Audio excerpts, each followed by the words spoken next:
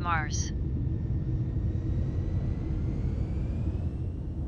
Here we are, heading towards the great rubicund planet. The fourth planet from our Sun, the blood-red sphere named after the Roman god of war, is striking to observe.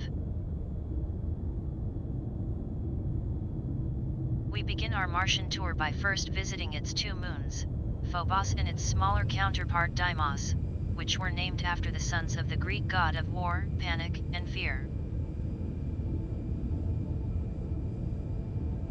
Both moons are thought to be asteroids, captured by the gravitational pull of Mars.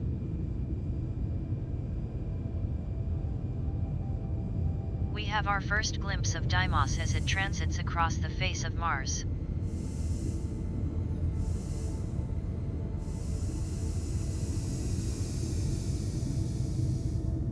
Deimos is the smaller of the two brother moons. Its bizarre, distorted shape can be likened to that of a misshaped pear. It is thought that this strange shape is due to the fact that being so small, it does not possess enough gravity to mold itself into a sphere.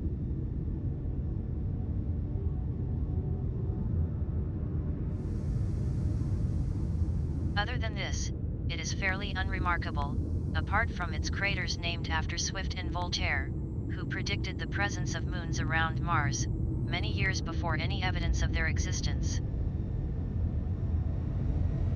We now visit Phobos. This odd-looking potato-like structure has incredibly low density, and it is thought that it may be completely hollow. It is the darkest non-reflective object in the solar system, and things look rather bleak for its future.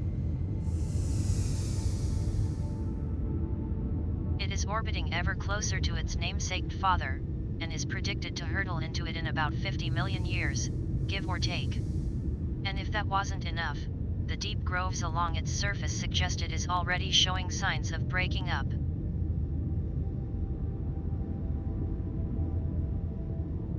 Closer inspection of Phobos shows that it has something missing. There is a large chunk that is no longer there on this tiny moon, which is only 11 miles across, and it is thought to have broken away, on impact with some larger object.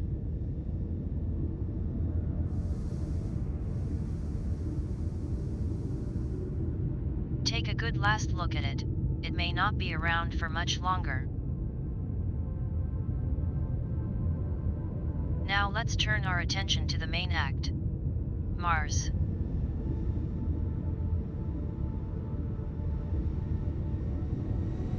First impression shows a largely smooth surface covering most of the northern region. The southern region does, however, contain craters and highlands, and we shall visit this area first.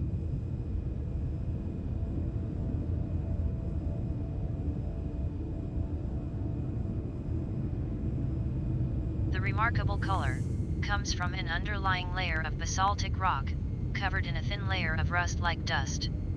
This dust can be thrown up into dramatic dust storms that can cover the planet for days on end, and are thought to be the largest in the solar system.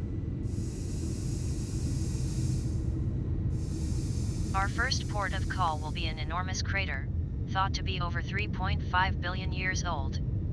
Gale Crater.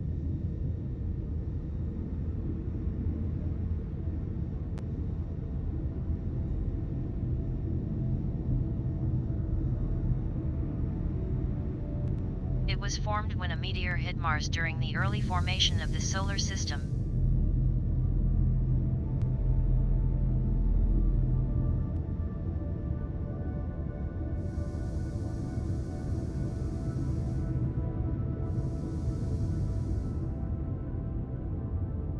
This unique and mystifying edifice, on first examination, is a complete puzzle. How does a mountain come to be situated in a 96-mile wide impact crater?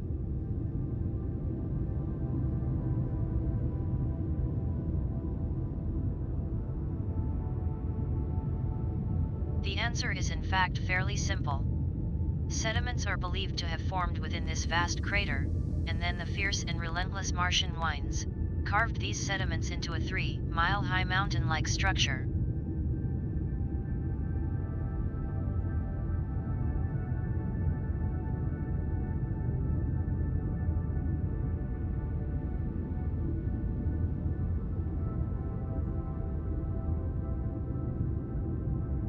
The Mars rover Curiosity, which landed in 2012, and has since explored this crater in detail, has confirmed a long-held belief that water had indeed filled this huge crater.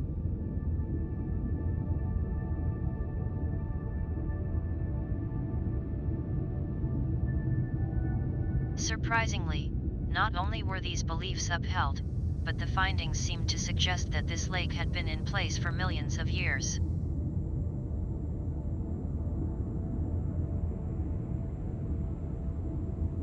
The rover also discovered that the mountain has a clay mineral base, with the higher levels containing sulfur and oxygen.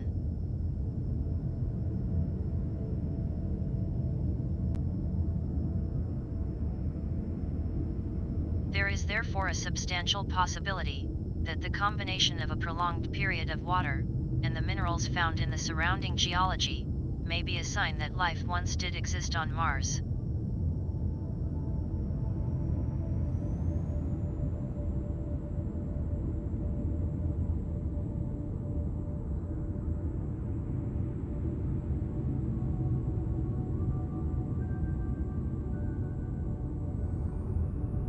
Let's leave Gale behind for now.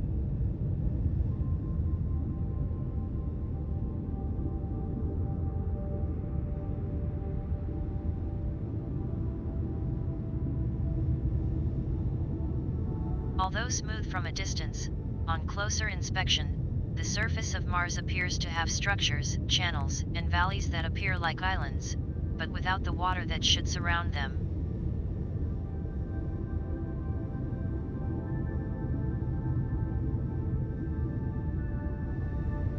This water is thought to have been present at one time, heated by volcanoes and forced up through the surface. Now long gone, the atmosphere too thin to support water, the constructions that they once formed and forged their way through, stand alone. At the polar caps of the planet, we can see patches of white. These are layers of water ice that have melted and reformed, and are now covered in a veil of dry ice, or frozen carbon dioxide, striking against the crimson background.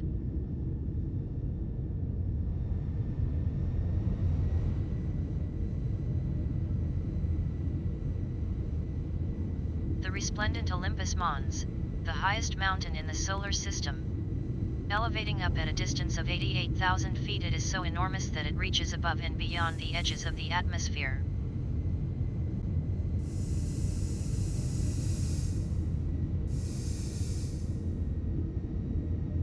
The craters and pits that are part of this extraordinary structure are formed by the lava that erupted up from its 53-mile-across caldera.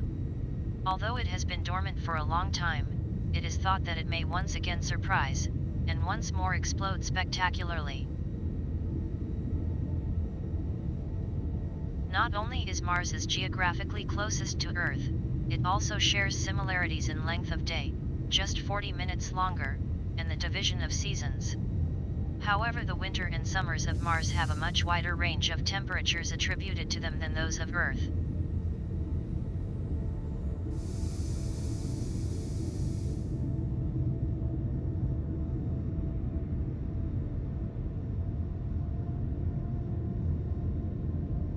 The atmosphere of Mars is very thin, about 100 times thinner than Earth's. This, and the fact that it is much further from the Sun, means it is much colder than Earth, with an average temperature a chilling -60 degrees centigrade. However, during the summer days, this can rise to 20 degrees.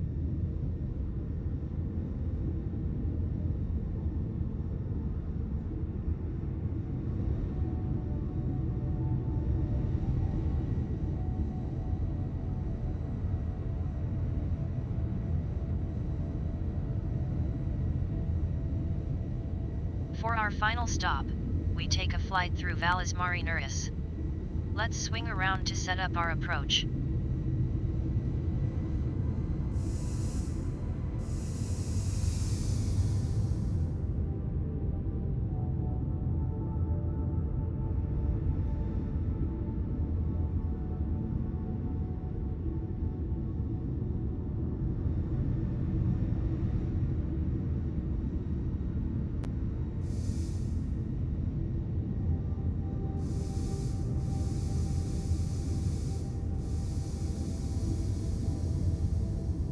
Valles Marineris is another example of a striking structure that we can see on the iron-like surface of Mars.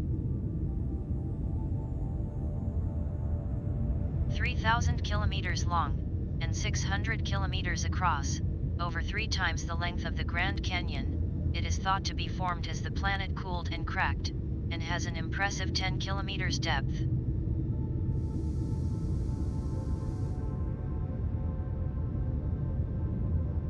With most of the canyon currently in darkness, we are only flying the western limb. In total, it spans an imposing fifth of the circumference of the surface of this planet.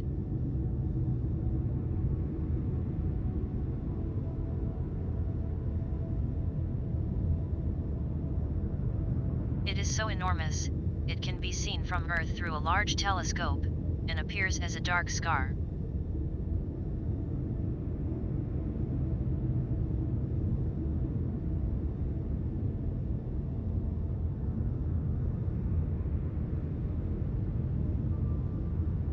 Its name is taken from NASA's Mariner 9 spacecraft, which was the first satellite to orbit another planet, in 1972.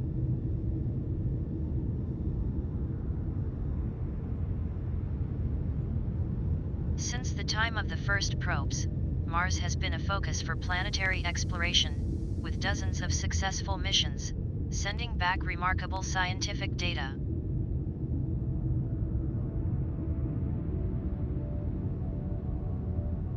The future exploration of Mars may see man's first landing on another planet, possibly sometime in the next decade.